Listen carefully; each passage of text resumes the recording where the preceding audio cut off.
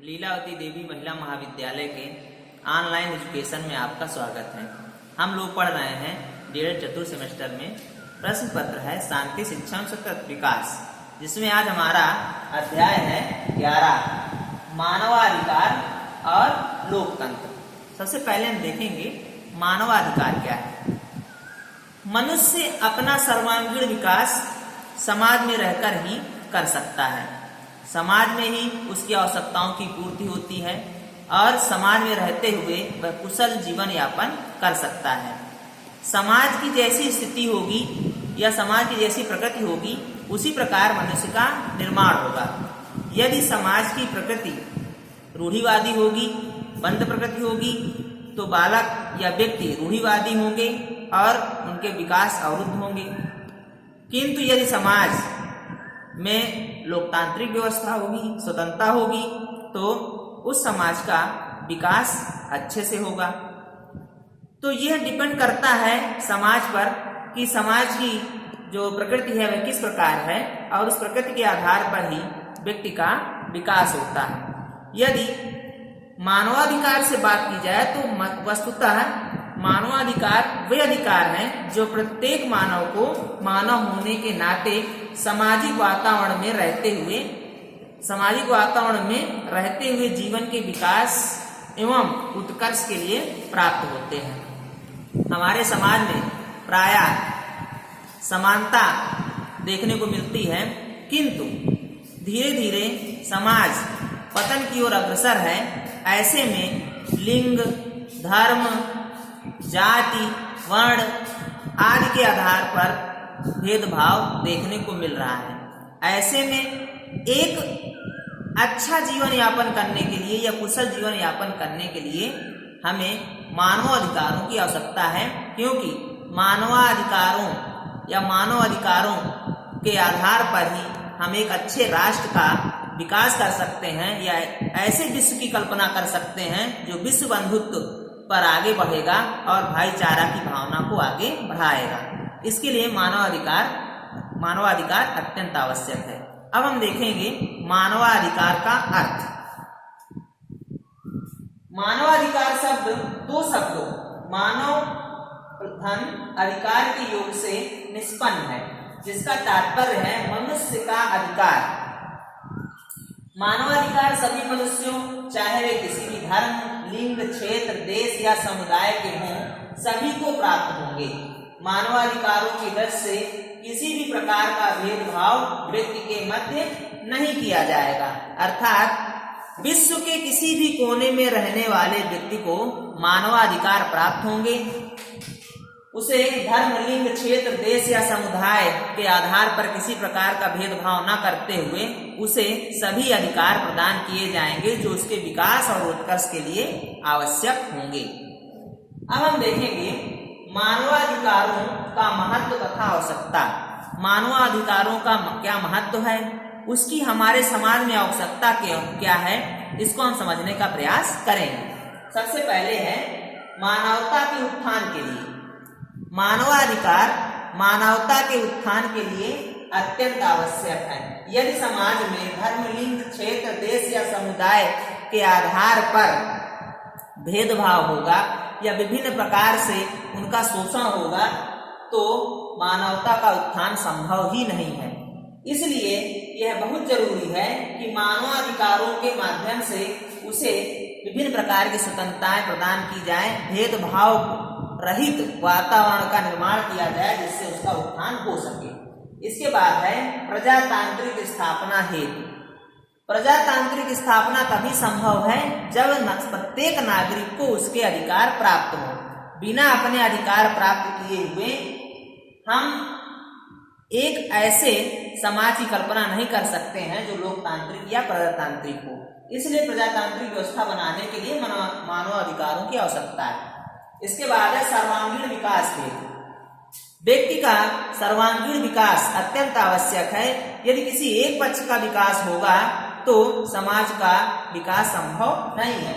इसलिए मानवाधिकारों के माध्यम से ही व्यक्ति का शारीरिक, मानसिक, बौद्धिक या भाषागत विभिन्न प्रकार का विकास किया जा सकता है। इसलिए मानवाधिकारों की आवश्यकता है। इसके बाद है विश्व शांति हेतु। विश्व शांति के लिए मानवाधिकारों की अत्यंत आवश्यकता है, क्योंकि यदि विश्व के कोने में किसी भी देश में उनकी आवश्यकताओं की पूर्ति नहीं होगी, किसी भी समाज में यदि किसी व्यक्ति की आवश्यकताओं की पूर्ति नहीं होगी और वे अपने में असंतुष्ट होंगे, तो कहीं ना कहीं एक दूसरे को प्रभावित करेंगे और उससे विश्व शांति संभव नहीं होगी। इसलिए जरूरी है कि मानवाधिकारों के माध्यम से विश्व शांति स्थापित की जाए। इसलिए हमें विश्व शांति की आवश्यकता, मानवाधिकारों की आवश्यकता है। इसके बाद है समानता हेतु। मानवाधिकारों के द्वारा ही हम समानता स्थापित कर सकते हैं। समाज के प्रत्येक नागरिक को हम वह अधिकार प्रदान कर सकते हैं जिससे वह दूसरे के सामने समता व्यक्त कर सके। इसलिए मानवाधिकारों की अत्यंत आवश्यकता है, क्योंकि इसके माध्यम से ही व्यक्ति समानता प्राप्त कर सकता है समाज में। इसके बाद है मानवाधिकारों की ऐतिहासिक पृष्ठभूमि। यदि हम अपनी प्राचीन संस्कृति और सभ्यता की बात करें, तो हमारी जो प्राचीन संस्कृति और सभ्यता थी वह अत्यंत समानता और भेदभाव रहित थी। हमारे समाज में व्यक्ति अपने कार्यों के आधार पर वर्ण का चुनाव करता था और उसे पूरी स्वतंत्रता होती थी कि वह अपने कार्य का चुनाव स्वयं से कर सकता था। वहां पर स्त्रियों को ही पूरी छूट थी, किसी प्रकार का पर्दा प्रथा या लिंग के आधार पर कोई भेदभाव नहीं किया जाता था। किंतु धीरे धीरे हमारे समाज में ऐसी स्थिति उत्पन्न हो गई है कि अब विभिन्न प्रकार के भेदभाव किए जा रहे हैं। यदि उन भेदभावों की हम बात करें तो वह भाषागत भेदभाव है, स्थानगत भेदभाव, धर्मगत भेदभाव, रंगगत भेदभाव, जातिगत भेदभाव, शिक्षागत भेदभाव, लिंगगत भेदभाव, वर्गगत भेदभाव, अर्थगत भेदभाव, सांस्कृतिक भेदभाव है। विभिन्न प्रकार के भेदभाव आज समाज में देखने को मिल रहे हैं। इन भेदभावों को समाप्त करने के लिए अत्यंत आवश्यक है कि हम मानवाधिकारों का प्रयोग करें। प्रत्येक देश में इसको हम पूरी तरह से लोगों को जागरूक करें और इसे लागू करने का प्रयास करें, ताकि इन भेदभावों से रहित समाज का निर्माण हो। क्योंकि जब तक समाज में इस तरह का भेदभाव पाया जाएगा, तब तक राष्ट्र या विश्व का विकास संभव नहीं है। अब हम देखेंगे भारत में मानव अधिकार के प्रावधान। संयुक्त राष्ट्र संघ द्वारा निर्धारित मानवाधिकारों में चार्टर की धारा 1 से लेकर 30 तक उल्लेख किया गया है, जिसमें विभिन्न प्रकार के अधिकारों का उल्लेख है। उसमें 30 धाराएं हैं, जिसके माध्यम से व्यक्ति को विभिन्न प्रकार के अधिकार प्रदान किए गए। वह आप अपनी बुक के द्वारा देख सकते हैं या पढ़ सकते हैं। इसके बाद है मानव अधिकारों का वर्गीकरण। मानव अधिकारों का वर्गीकरण मुख्यतः 5 भागों में किया गया है। पहला है नागरिक अधिकार। मानवाधिकारों में नागरिक अधिकारों के अंतर्गत उनकी स्वतंत्रता, कहीं पर भी निवास करने की स्वतंत्रता, देश के किसी भी कोने में भ्रमण करने या विश्व के किसी भी कोने में भ्रमण करने की स्वतंत्रता और अपने स्तर से शिक्षा प्राप्त करने की स्वतंत्रता, विभिन्न प्रकार की या उन्हें इस प्रकार की स्वतंत्रता प्रदान की गई है कि वह कहीं पर भी कुछ भी कर सकते हैं या अपने हिसाब से व्यवसाय स्थापित करने की स्वतंत्रता प्रदान की जाती है। यह सब नागरिक अधिकार के अंतर्गत आता है। इसके बाद है राजनीतिक अधिकार। मानव अधिकारों में राजनीतिक अधिकारों के अंतर्गत यह उल्लेख किया गया है कि व्यक्ति अपने वोट का मतदान कर सकता है, वह मतदान कर सकता है, साथ ही वह अपनी राष्ट्रीयता का चुनाव कर सकता है और वह किसी भी राजनीतिक पार्टी का सदस्य बन सकता है या किसी भी देश की राष्ट्रीयता को ग्रहण कर सकता है। विभिन्न प्रकार की इसके अंतर्गत छूट की स्वतंत्रता की बात की गई है। इसके बाद है आर्थिक अधिकार। आर्थिक अधिकार के अंतर्गत किसी भी देश के नागरिक को आर्थिक अधिकार प्राप्त है। वह कि कोई भी व्यवसाय का चयन करके धनार्जन कर सकता है और अपने भरण पोषण के लिए वह स्वतंत्र है। वह विभिन्न प्रकार के उद्यम के माध्यम से धनार्जन कर सकता है। इसके बाद है सामाजिक अधिकार। प्रत्येक व्यक्ति को सामाजिक अधिकार प्राप्त है। वह किसी भी समाज का सदस्य बन सकता है। समाज में रहते हुए वह शादी ब्याह आदि कर सकता है। साथ ही सामाजिक आयोजनों में बिना भेदभाव अपने अधिकारों को वह प्राप्त कर सकता है। इसके बाद है सांस्कृतिक अधिकार। मानवाधिकारों में सांस्कृतिक अधिकारों के प्रति उल्लेख किया गया है कि वह अपनी संस्कृति को बढ़ावा दे सकता है। वह अपनी संस्कृति के प्रचार प्रसार में हिस्सा ले सकता है। वह किसी भी संस्कृति को अपना सकता है और उस संस्कृति में अपनाने में उसके साथ किसी प्रकार का भेदभाव नहीं किया जाएगा। अब हम देखेंगे संयुक्त राष्ट्र संघ तथा मानवाधिकार। संयुक्त राष्ट्र संघ की स्थापना 15 नवंबर 1945 को की गई थी। संयुक्त राष्ट्र संघ के चार्टर की धारा 68 के अंतर्गत मानवाधिकारों पर आयोग की स्थापना की व्यवस्था की गई, जिसमें 18 सदस्य थे, जो वर्तमान में आज 32 सदस्य हैं। उन्होंने 10 दिसंबर 1948 में संयुक्त राष्ट्र संघ की महासभा के समक्ष विस्तृत घोषणा पत्र प्रस्तुत किया, जिसमें चार्टर की धारा 1 से लेकर 30 तक अधिकारों का उल्लेख किया गया है, जो आज मानवाधिकार के रूप में जाने जाते हैं। 10 दिसंबर 1948 को इसे संयुक्त राष्ट्र संघ की महासभा के समक्ष प्रस्तुत किया गया था। इसीलिए 10 दिसंबर को मानवाधिकार दिवस के रूप में मनाया जाता है। इसके बाद संयुक्त राष्ट्र संघ तथा मानवाधिकार के अंतर्गत कुछ मानवाधिकार को कुछ व्यवस्थाएं दी गई हैं। उन व्यवस्थाओं के बारे में हम अध्ययन करेंगे।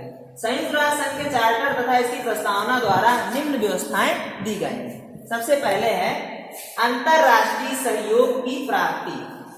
अंतरराष्ट्रीय सहयोग की प्राप्ति का उल्लेख धारा 1 के भाग 3 में किया गया है, जिसमें यह उल्लेख किया गया है कि प्रत्येक व्यक्ति को जो किसी भी धर्म, लिंग, क्षेत्र, देश या समुदाय के हों, उनको अंतरराष्ट्रीय सहयोग प्रदान किया जाएगा या किसी भी प्रकार के भेदभाव से रहित उनके विकास को बढ़ावा देने के लिए बल प्रदान किया जाएगा। इसके बाद है मानवाधिकारों के प्रति सम्मान। संयुक्त राष्ट्र संघ के चार्टर की धारा 53 में यह उल्लेख किया गया है कि प्रत्येक व्यक्ति को मानवाधिकारों के प्रति सम्मान करना होगा या प्रत्येक राष्ट्र को इसके प्रति सम्मान व्यक्त करना होगा और इसे किसी प्रकार से मानवाधिकारों से वंचित नहीं कर सकेगा। इसके बाद है मानवाधिकारों के अनुपालन को प्रोत्साहन। धारा 62 के अंतर्गत मानवाधिकारों के अनुपालन के लिए प्रोत्साहन की बात की गई है। प्रत्येक राज्य, प्रत्येक राष्ट्र या प्रत्येक नागरिक को मानवाधिकारों के अनुपालन के लिए प्रोत्साहित किया जाएगा, जागरूक किया जाएगा, क्योंकि जब तक प्रत्येक व्यक्ति इसके लिए जागरूक नहीं होगा तब तक वह अपने उत्तरदायित्व को समझेगा नहीं, और जब तक हम अपने अधिकारों को समझेंगे नहीं तब तक इसका अनुपालन संभव नहीं है। इसके बाद है मौलिक मानवाधिकारों में विश्वास। प्रत्येक व्यक्ति को या प्रत्येक राष्ट्र को मौलिक अधिकारों में विश्वास की बात रखी गई है। यह तो जरूरी है कि किसी भी राष्ट्र को मानवाधिकारों को लागू करने के लिए दबाव तो नहीं बनाया जा सकता, लेकिन उनके मौलिक मानवाधिकारों में उनको विश्वास अवश्य व्यक्त करना होगा। इसके बाद है मानवाधिकार आयोग की स्थापना। मानवाधिकार आयोग की स्थापना के लिए संयुक्त राष्ट्र संघ को यह अधिकार है कि वह उसकी कार्यवाही को निश्चित करे और इस आयोग की स्थापना करके इन अधिकारों का विस्तृत रूप से देखभाल की जाए। इसके बाद है मानवाधिकारों की विशेषताएं। मानवाधिकारों की अनेक विशेषताएं हैं। इनकी विशेषताओं के आधार पर ही आज मानवाधिकार विश्व के कोने कोने में पहुंच चुके हैं और प्रत्येक व्यक्ति कहीं न कहीं इनका जिक्र करता है या इनकी मांग करता है। तो सबसे पहली है सर्वव्यापी। मानवाधिकार सर्वव्यापी है। यह देश या विश्व के प्रत्येक व्यक्ति को प्राप्त है, वह किसी भी देश का सदस्य हो, किसी भी देश का नागरिक हो, तो विश्व किसी भी कोने में हो, वह सबके लिए मानवाधिकार का उल्लेख है या सबके लिए वह प्राप्त है। इसके बाद है व्यक्ति केंद्रितता। मानवाधिकारों में व्यक्ति को केंद्र माना गया है, उसकी आवश्यकताओं, उसकी जरूरतों को ध्यान में रखते हुए मानवाधिकार कार्य करता है। इसके बाद है नियंत्रितता। मानवाधिकारों पर विभिन्न प्रकार से नियंत्रित भी किया जाता है। जहां पर भी किसी प्रकार के भेदभाव की बात आती है, वहां पर इसके द्वारा समाज पर नियंत्रण किया जाता है। इसके बाद है विस्तृत तथा व्याख्यात्मक। मानवाधिकार काफी विस्तृत और व्याख्यात्मक है। इसमें 1 से लेकर 30 तक की धारा का विस्तृत रूप से व्याख्यान किया गया है, जिसमें जो भी अधिकार है उनका उल्लेख किया गया है। इसके बाद है राज्यों की नैतिक जिम्मेदारी। मानवाधिकारों का पालन करना और कराना राज्यों की नैतिक जिम्मेदारी है। यह किसी प्रकार से उन पर थोपा तो नहीं जा सकता है, किंतु इसके प्रति प्रत्येक राज्य को सजग होना अति आवश्यक है। इसके बाद है न्यायिक शक्ति नहीं। मानवाधिकारों को न्यायिक शक्ति प्राप्त नहीं है, न्यायालय में इसको नहीं ले जाया जा सकता, किंतु यह जरूर है कि मानवाधिकारों को कोई भी देश या कोई भी राज्य नजरअंदाज भी नहीं कर सकता है। इसके बाद बाध्यता न होना। मानवाधिकारों के लिए कोई बाध्यता नहीं है कि कोई भी राज्य इसे माने ही, किंतु ऐसा भी नहीं है कि कोई भी राज्य इसको नजरअंदाज करे या इसे मानने से इनकार करे। इसके बाद है मानवाधिकारों के प्रकार। आज के लिए इतना ही। अगली क्लास में हम लोग पढ़ेंगे मानवाधिकारों के प्रकार। धन्यवाद।